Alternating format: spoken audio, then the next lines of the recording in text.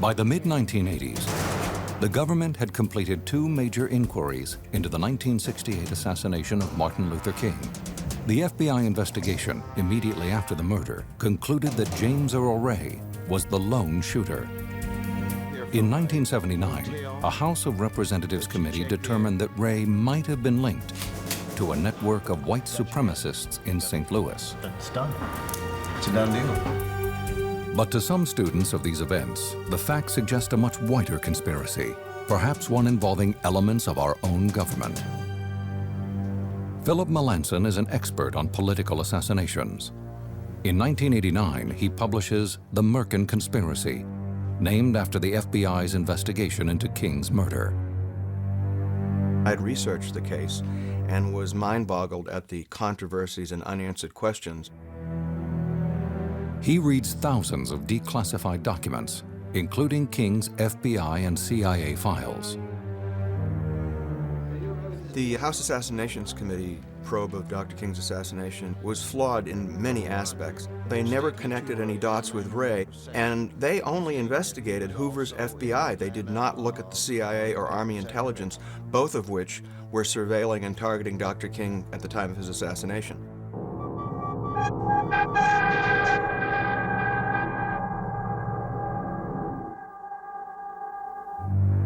Melanson finds too many of these unanswered questions to accept the government's conclusions. There are no valid witnesses who can place James Earl Ray with a gun at that crime scene. In fact, none of Ray's fingerprints are found in the bathroom, although there are two on the gun itself. In addition, some eyewitnesses point to the second floor of Bessie Brewer's rooming house, but others say they saw a man directly below that window, crouching in the bushes. James Earl Ray got awfully lucky when he planned, quote unquote, to shoot at Dr. King in a bathtub, very awkwardly sticking the rifle out of the window in an angle that would defy any marksman to make the shot. Melanson doubts that a mysterious man named Raoul set up Ray. I've always thought that Mr. Ray invented Raoul in order to make the story simpler for himself. In my view, Ray was in the midst of some kind of a network that he had no connection with and probably no knowledge of. And Ray, who in his previous criminal career had simply used names of people he knew as aliases, suddenly is able to develop untraceable new identities based on names of Canadian citizens. Ray would never come out with any logical story about how he got the aliases. What's more, the men whose names he took match Ray's general physical description. The key to the aliases is not that they looked so much like James Earl Ray, you wouldn't mistake them, but a fugitive description for the suspect fleeing the crime in Dr. King's assassination would have fit these aliases just fine. One alias in particular stands out, Eric S. Galt, a name Ray uses for 9 months before the assassination. To Melanson, it is a tantalizing clue to a wider conspiracy. Ray signed his name, Eric Starvo Galt, and that looked very much like the real Galt signature, whose middle name was St. Vincent, and he scrawled it as something that looked like Starvo.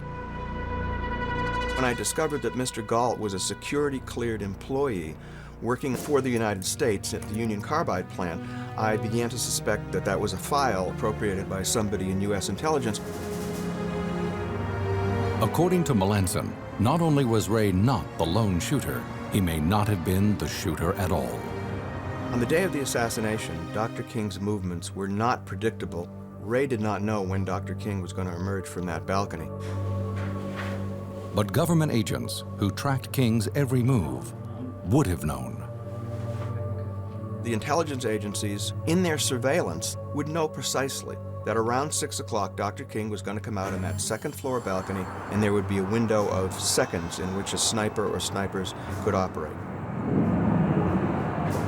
Professor Melanson believes another indication of official involvement in the murder is the movements of the Memphis police on April 3rd and 4th.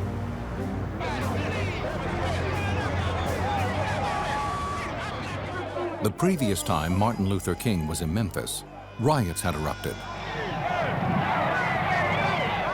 At that time, Dr. King felt challenged in the eyes of the nation that he could show the ability to lead a peaceful march here in Memphis, and was determined to come back.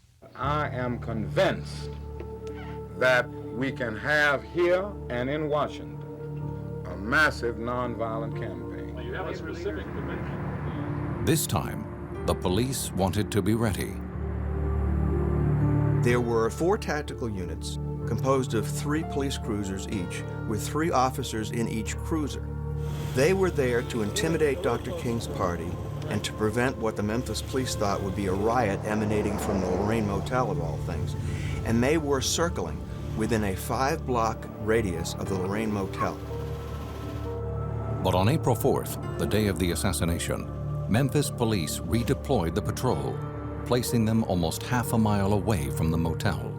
The withdrawal of the tactical units is a very important step in a successful conspiracy, because nobody, not James Earl Ray, not the other shooters, not anybody, could escape that neighborhood after a loud rifle shot when you had 12 cruisers within a 5-block area.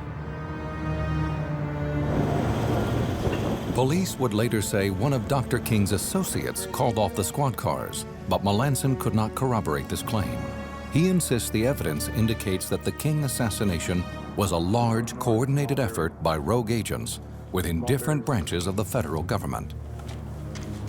I think when the FBI sends out a memo asking for suggested countermeasures, quote unquote, against a King presidential candidacy, and when the CIA portrays King as the most dangerous national security threat in the country, that there are some renegades or some paranoids in agencies like that who will take the law into their own hands. James Earl Ray, according to Melanson, was just a pawn of these powerful forces. I believe James Earl Ray did not know who killed Martin Luther King, or perhaps even that an assassination was coming down. If Melanson suspects the government was involved in King's murder, others look at the evidence and point a finger at another institution in American society. Martin Luther King was killed as a result of a mafia contract. He was shot by a sharpshooter in the bushes behind the rooming house. The story seems tailor-made for a conspiracy movie. A national leader is murdered.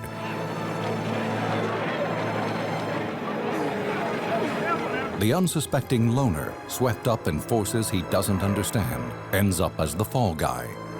But is this what really happened to James Earl Ray, the man convicted of killing Martin Luther King? Attorney William Pepper believes that it is. The overwhelming weight of the evidence is that James did not do it and was not in a position to do it. In the 60s, Pepper worked on Dr. King's anti-Vietnam War campaign. Later, he became an attorney and a student of the King assassination. Finally, in the 80s, he became so convinced of Ray's innocence, he decided to represent him. To Pepper, Ray is an unlikely assassin, an inexperienced gunman, a failed criminal with no history of violence and no apparent motive. James's burglary career would put you in stitches, you know. I mean, he'd be escaping from the police and he'd make a right turn down a road that turned out to be a driveway. He was inept at any criminal trade. But he was an excellent patsy, and he did not like to talk.